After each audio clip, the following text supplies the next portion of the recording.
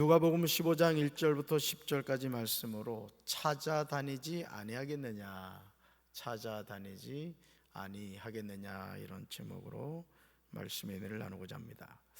성경 66권을 한 구절로 요약하면 요한복음 3장 16절이라고 했습니다.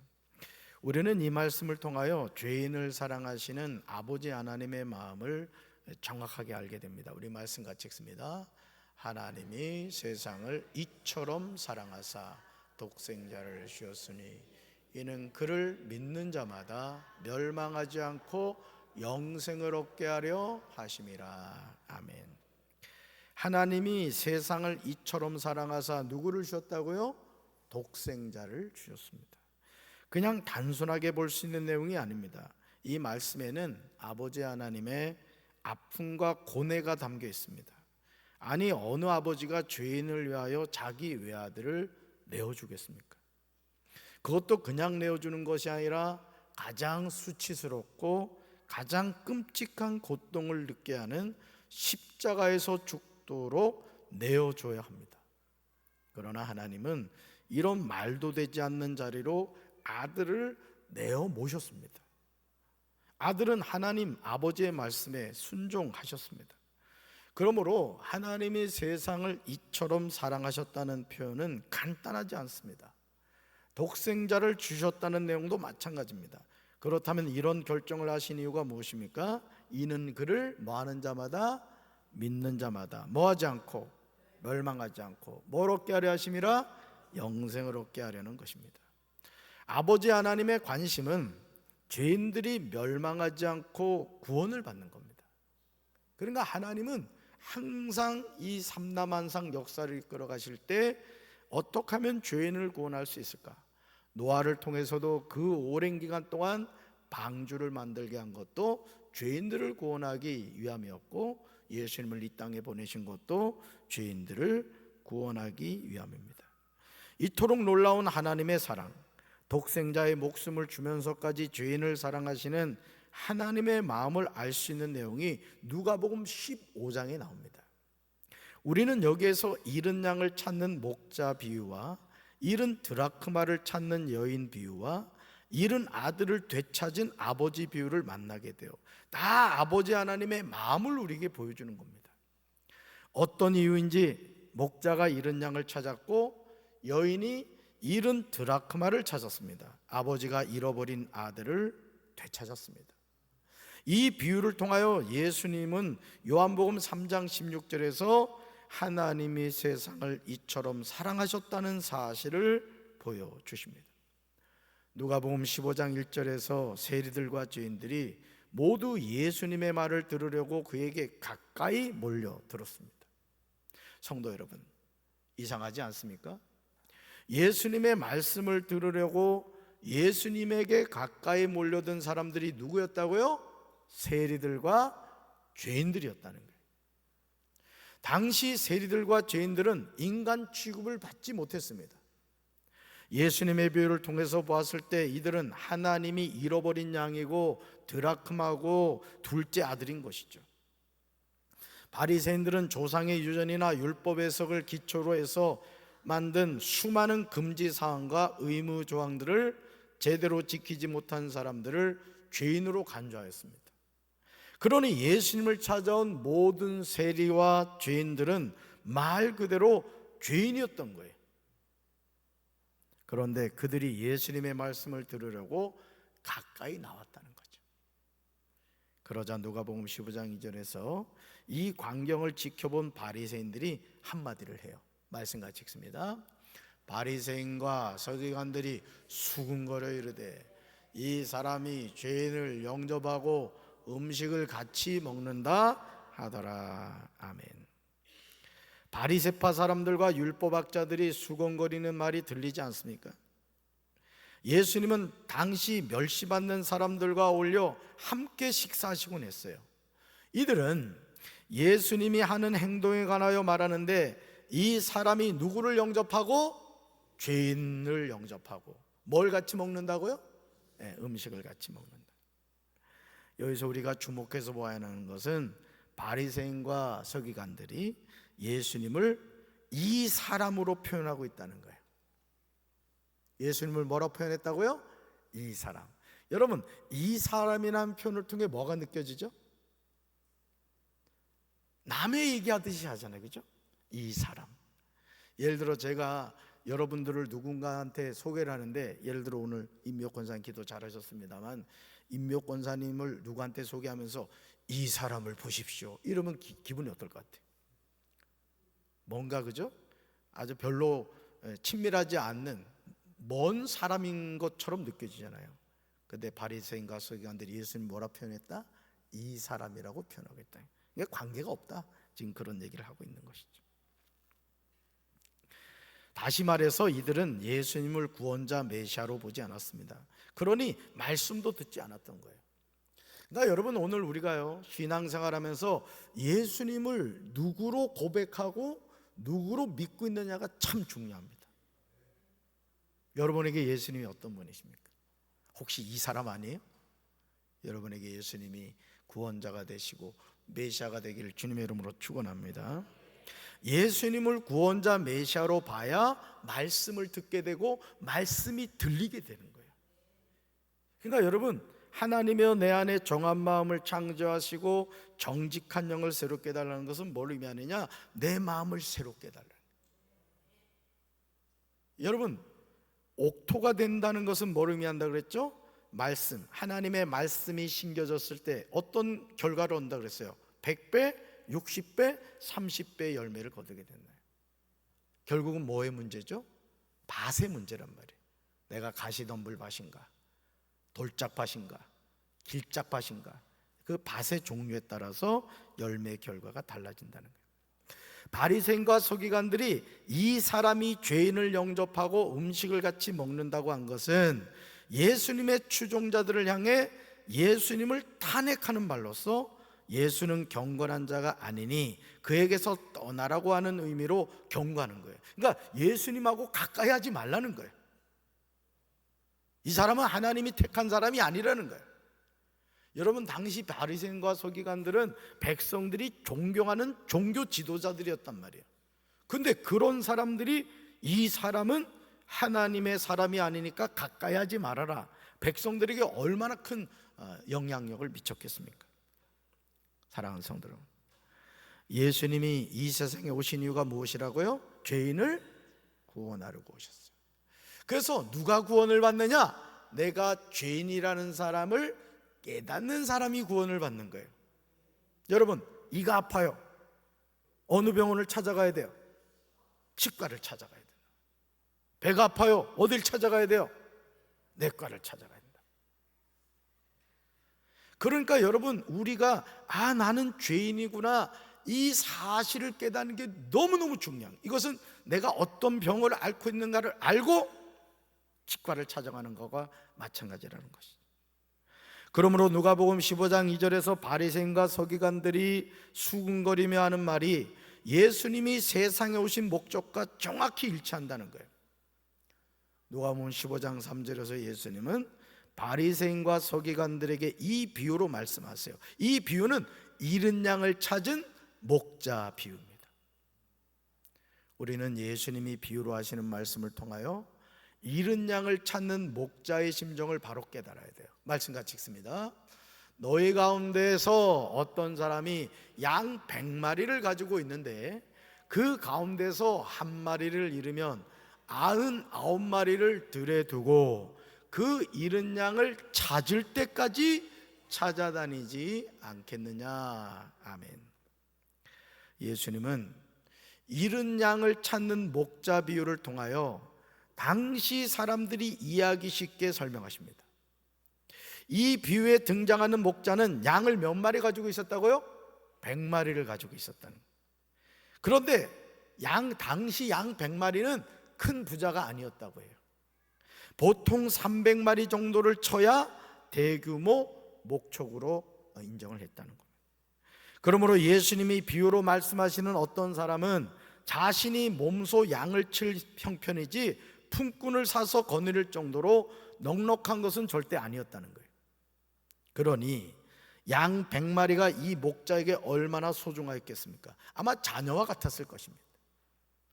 그런데 어떻게 하다 보니 그 가운데 한 마리를 잃어버리고 만 거예요. 당시 팔레스타인 목초지는 대부분 고원지대에 형성되어 있었습니다. 그런데 그 고지는 해발 평균 500m가 되기 때문에 일단 양이 목자를 떠나 길을 잃어버리면 사고를 당하기가 쉬웠다는 거예요. 자식 같은 양을 잃어버린 겁니다. 그러므로 팔레스타인 목자들은 양을 칠 때 서너 명이 한조가 되어 양떼를 보호했습니다. 이들은 저녁이 되어 양떼를 우리로 몰아넣을 때 잃어버린 양이 있나 없나를 확인하기 위해서 반드시 양떼를 세워보았는데, 만일 단 한 마리의 양이라도 없으면 목자는 그 양을 찾아서 온 지역을 찾아다녀야 했다고 해요. 목자가 잃어버린 양 한 마리를 찾아 나선다는 것은 쉽지 않았을 것입니다. 여러분, 양 100마리는 목자가 몇 명이었다고요? 한 명이란 말이에요. 한 명. 적어도 300마리 정도 돼야 같이 그 양을 치는 목자들이 있었다는 거예요.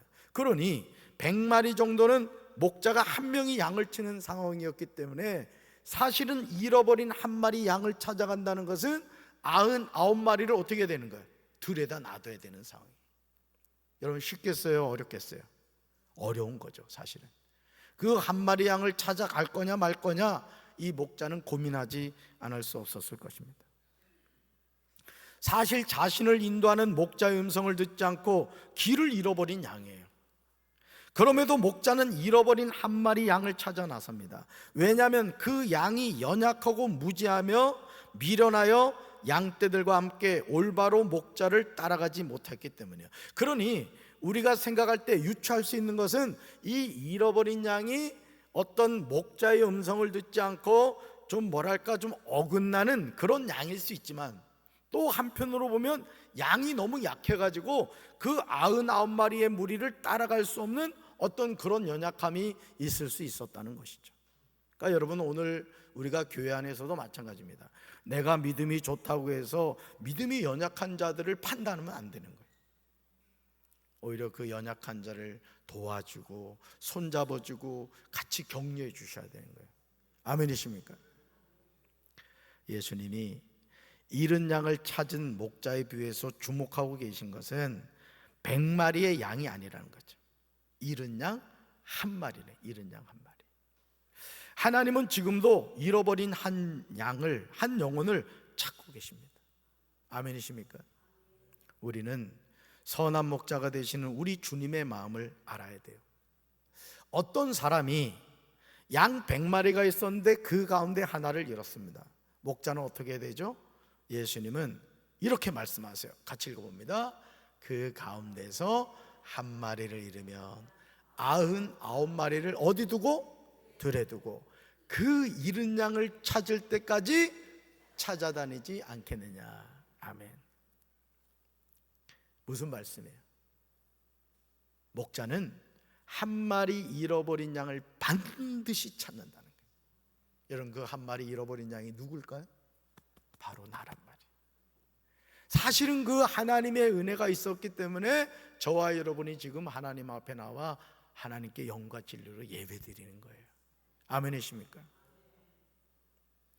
지금 예수님은 이 비유를 통하여 잃은 하나님의 백성을 다시 찾기 위하여 이 땅에 오셨음을 말씀하시는 거예요. 목자 되신 예수님이 양을 찾으시는 이유는 경제적인 가치 때문이 아니라는 거예요.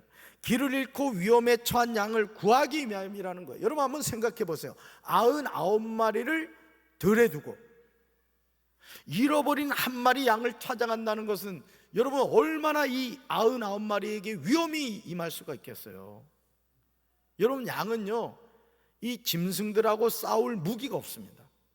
또 이 시력이 약해가지고 이 늑대가 잡아먹으러 와도 그걸 잘 분별을 못한단 말이에요.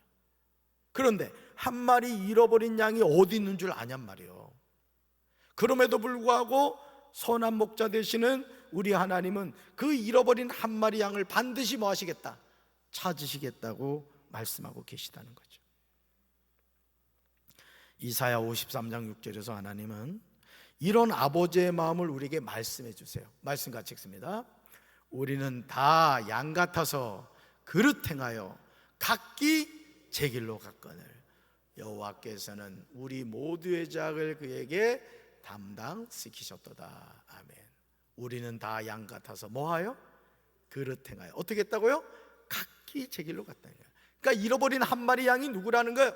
바로 나라는 거예요. 우리는 모두 양처럼 길을 잃고 각기 제갈 길로 흩어졌어요. 이제 살 소망조차 잃어버렸습니다. 지금도 수많은 영혼이 각기 제갈 길로 흩어졌습니다. 그런데 죄인인 우리를 구원하시려고 예수님의 말씀이 육신이 되어 오신 거예요. 예수님이 말씀하시는 잃어버린 한 마리 양은 타락한 세상 가운데서 방황하고 있는 죄인들을 나타냅니다. 예수님이 이 세상에 오신 이유는 의인을 부르러 오신 것이 아니라는 거예요. 저 예루살렘에서 잘났다고 하는 종교 지도자들이 아니었다는 거예요. 아무도 찾지 않는, 아무도 돌보지 않는 세리와 죄인들, 그 영혼들을 구원하시기 위해서 이 세상에 오셨다는 것이죠. 정말 놀랍게도 흉악한 죄인을 부르러 오셨고, 죄인을 부르러 오신 예수님은 양떼를 구하기 위해서 십자가에서 자기 목숨을 버리셨습니다. 누가복음 15장 5절과 6절에서 예수님은 잃어버린 한 마리 양을 찾았을 때 기쁨에 관하여 친히 말씀하세요. 이것이 죄인을 향한 하나님의 마음이에요. 우리가 이 마음을 느낄 수가 있어야 되는 거예요. 말씀 같이 읽습니다. 그러다가 찾으면 너희는 기뻐하며 어깨 메고 집으로 돌아와 친구들과 이웃들을 불러놓고 잃었던 양을 찾은 것이 너무 기뻐 잔치를 벌일 것이다. 아멘. 그러다가 찾으면 너희는 뭐 한다고요? 기뻐한다는 거예요. 저는 우리 교회에 이 잃어버린 양을 찾는 기쁨이 날마다 함께하기를 주님의 이름으로 축원합니다. 그래서요, 우리 하나님은 한 영혼이 구원받을 때 천국에서 잔치가 벌어진다. 야, 죄인 하나가 돌아왔다고, 죄인 하나가 하나님의 자녀가 되었다고 막 잔치를 벌이신다는 거예요. 이런 잔치가 우리 교회로 말미암아 천국에서 매일매일 일어나야 될 줄로 믿습니다. 잃었던 양을 찾는 것, 또 너무 기뻐 잔치를 벌이신다는 거예요. 사실 한 마리 양의 가치가 얼마나 되겠어요? 여러분 생각해 봤어요. 양 한 마리가 얼마나 되겠습니까?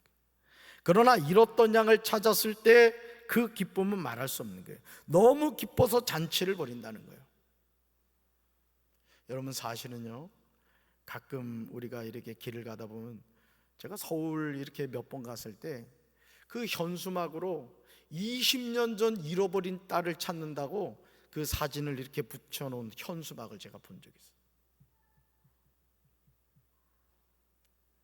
부모의 가슴 속에는 그 잃어버린 딸을 잊을 수가 없다는 거예요. 여러분, 그 마음이 누구 마음일까요? 우리 하나님의 마음인 거예요.